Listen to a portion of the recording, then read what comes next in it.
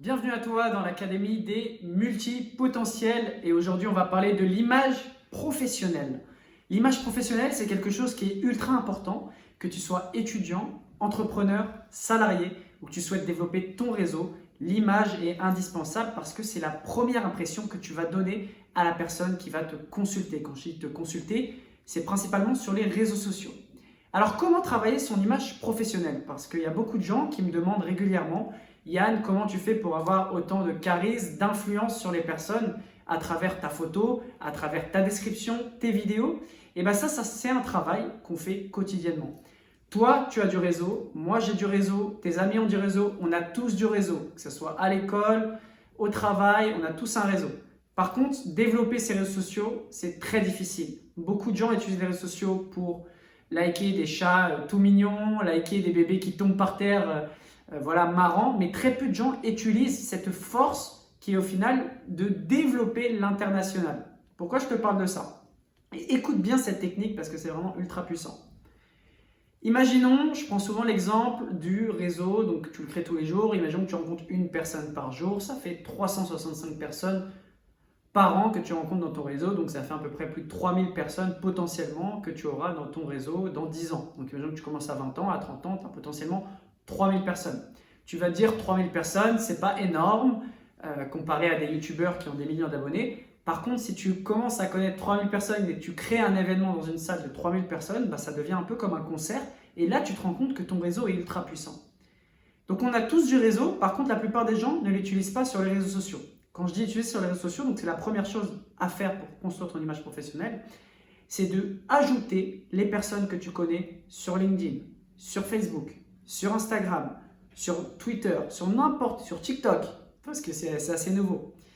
Et à partir de là, vu que la plupart des gens sont dans un état d'esprit de spectateur sur les réseaux, la plupart des gens regardent, like, etc. Et très peu de gens vont construire une communauté, vont bâtir des vidéos, vont partager leurs idées politiques. Tu n'es pas obligé de faire des vidéos pour devenir youtubeur. Tu peux aussi, si j'imagine que tu veux te lancer dans la politique, commencer à partager tes idées, commencer à partager des choses. Et à partir de là, tu vas construire quelque chose. Les gens vont t'apprécier. Parce que si tu n'as que 5 minutes pour rencontrer une personne, bah, tu n'as pas le temps en fait de parler avec cette personne, réellement. Donc la personne va te découvrir à travers les réseaux sociaux. Donc c'est pour ça que c'est important, la première chose pour construire une image professionnelle, de commencer à construire du contenu. La deuxième chose, c'est de prendre des photos, utiliser une image de marque inspirante, impactante. La plupart des gens sur LinkedIn ont une photo en costard-cravate. Ok, c'est super. Première chose pour te démarquer, tu veux utiliser une image en costard-cravate? Bah, prends un photographe professionnel. La plupart des gens utilisent leur fond, utilisent un iPhone et font une photo. Et c'est dégueulasse. C'est dégueulasse. Donc, c'est pas comme ça que tu vas trouver bon, ça peut t'aider. Je dis pas que c'est la photo la plus importante, mais la photo est ultra importante pour développer ton image sur le long terme. Donc, première chose pour sortir de l'eau, investis dans un photographe. Deuxième chose, pense à ton image. T'aimes bien la couleur rouge? Bah, peut-être mets une cravate rouge, mais quelque chose qui attire. Tu es quelqu'un de très souriant, tu as une barbe qui sort de l'ordinaire, bah mets ta barbe en avant. Après, tout dépend de ton métier, tout dépend bien sûr de l'image que tu veux transmettre aux autres. Mais la deuxième chose, c'est vraiment sortir du lot au niveau de la photo.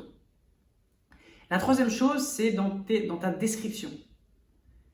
Exemple tout simple, tu travailles dans la finance, tu peux les mettre, ou tu es étudiant. Moi, j'ai accompagné aussi pas mal d'étudiants, notamment dans des lycées, j'ai pu intervenir devant des centaines de personnes, des étudiants. La plupart des gens mettent sur les réseaux sociaux étudiant.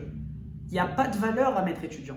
Tu mets étudiant, tu ajoutes un entrepreneur, le mec il ne va pas t'accepter parce qu'il va penser que tu vas l'harceler pour trouver un stage. Donc si tu es étudiant, tu écoutes cette vidéo, sur tes réseaux sociaux ne mets pas étudiant, mais peut-être apprenant, passionné. Au lieu de mettre étudiant en finance ou étudiant en psychologie, tu peux mettre passionné de psychologie, passionné de finance. Ça te met plus en valeur. C'est pareil pour les gens qui sont salariés. Tu es salarié dans une boîte de finance. Au lieu de mettre salarié en CDI, mets plutôt, passionné par la finance, je collabore aujourd'hui pour construire un projet, un projet immobilier dans telle entreprise. Créer de la valeur derrière les mots. Créer du storytelling. Storytelling, c'est créer une histoire derrière l'image. C'est exactement pareil, tu dois construire sur tes réseaux sociaux un storytelling. Partage ton lifestyle. N'oublie pas, les gens, quand ils te suivent sur Internet, c'est pas pour toi, c'est pour eux.